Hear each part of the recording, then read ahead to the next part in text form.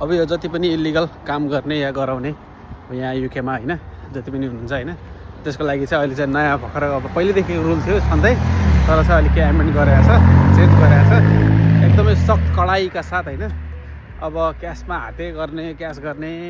जमाना गयो अब होइन अब अलिकति अब यिनीहरूलाई अब जसरी पनि इमिग्रेन्ट घटाउनु छ होइन त्यो हिसाबले नि यिनीहरूले चाहिँ अहिले चाहिँ एकदमै कम गराएको छ एकदमै कडाइ गराएको छ क्या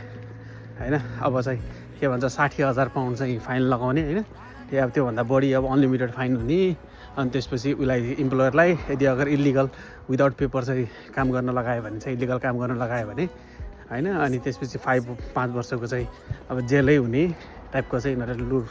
रुल चाहिँ अब अक्टोबरको 1 नै गराउनु थालेको छ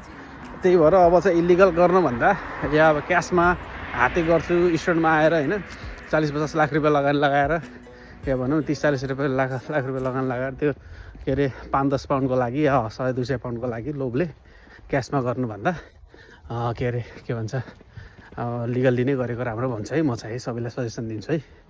इलिगल काम गर्नुभन्दा होइन त्यही नै भन्छु म चाहिँ है त ल